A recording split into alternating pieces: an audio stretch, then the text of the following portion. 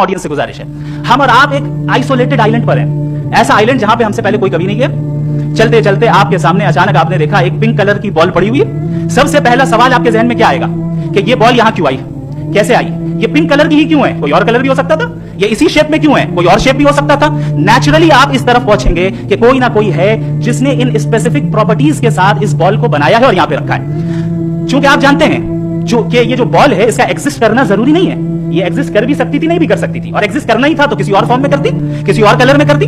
अब आप इस बॉल को एक्सपैंड करते चले जाएं, एक्सपैंड करते चले जाएं, एक्सपैंड करते चले जाएं, यहां तक कि ये बॉल यूनिवर्स के साइज की हो जाए। बताइए कि क्या साइज के बढ़ जाने से सवाल बदल जाएगा? हरगिज़ नहीं बदलेगा। अभी भी सवाल रहेगा ये यूनिवर्स कहां से आया, इन स्पेसिफिक प्रॉपर्टीज के साथ कहां से आया, क्यों आया, किसने बनाया, ये सवाल उस वक्त भी वैलिड रहेगा। लेकिन ये सवाल अगर हम जनाब जावेद अख्तर साहब से करें तो चूंकि इनका वर्ल्ड व्यू एथिस्टिक है, और सिर्फ इनका नहीं, मतलब जितने भी एथिस्ट हैं और एथिस्टिक वर्ल्ड व्यू को रखने वाले से अगर आप ये सवाल करें कि ये यूनिवर्स कहां से आया, तो इनका जवाब या तो आर्ग्यूमेंट फ्रॉम इग्नोरेंस होगा या डॉगमेटिक होगा। या तो ये कहेंगे कि मुझे नहीं पता कि ये कहां से आया, लिहाजा गॉड डज नॉट एग्जिस्ट, ये आर्ग्यूमेंट फ्रॉम इग्नोरेंस है।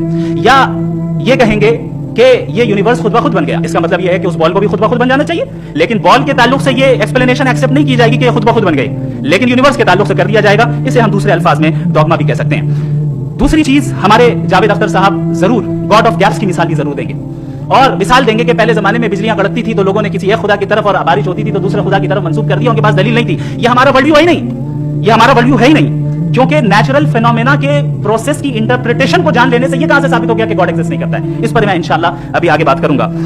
आप हजरात ये भी देखेंगे, और मैं ये एक्सपेक्ट करता हूं कि हमारे रिस्पेक्टेड जनाब जावेद अख्तर साहब जरूर इमोशनल आर्गुमेंट्स भी देंगे, जो कि एक लॉजिकल फैलेसी है जब बात आती है ट्रुथ को डिसाइड करने में। क्यों? मिसाल के तौर पर वो कहेंगे कि अगर गॉड है तो इविल क्यों एग्जिस्ट करता है, जबकि मैं कहता हूं इविल का एग्जिस्ट करना गॉड के एग्जिस्ट करने की दलील है, उसके खिलाफ नहीं है। क्योंकि अगर गॉड है तो हम सब उसके सामने अकाउंटेबल हैं, और अगर हम अकाउंटेबल हैं तो अकाउंटेबिलिटी के लिए इविल का मौजूद होना जरूरी है, उसके बगैर हम अकाउंटेबल नहीं हो सकते। और अगर हम अकाउंटेबल नहीं हैं तो हम जनाब जावेद अख्तर साहब से पूछेंगे कि आप बताएं कि फिर सफरिंग इस दुनिया में क्यों है? अगर खुदा नहीं है तो सफरिंग क्यों है? और उन लोगों के जज्बे का क्या जिनके अंदर सफरिंग के बाद इंतकाम लेने का जज्बा पाया जाता है और वो इस दुनिया से ऐसे ही चले गए, क्या उनकी सारी तकलीफें बेकार चली जाएंगी? अब आ जाएं उसी एग्जांपल की तरफ कि बॉल, मुझसे अगर कोई पूछे इस बॉल को किसने बनाया और या इस एक्सपेंडेड बॉल को किसने बनाया, मैं कहूंगा कि चूंकि ये यूनिवर्स और इस यूनिवर्स की तमाम चीजें कॉन्टिंजेंट है। कॉन्टिंजेंट होने का मतलब ये होता है कि जो अपने एग्जिस्टेंस पे किसी के ऊपर डिपेंड करती हो, तो जाहिर है ये यूनिवर्स कॉन्टिंजेंट है। और अगर कोई चीज कॉन्टिंजेंट नहीं है तो मैं रिक्वेस्ट करूंगा कि मुझे दिखा दें कि कौन सी चीज यूनिवर्स में कॉन्टिंजेंट नहीं है, हम भी जरा गौर कर लें और हम भी देख लें। और जब कॉन्टिंजेंट चीजें मौजूद हैं तो फिलोसोफर्स की इस्तिलाह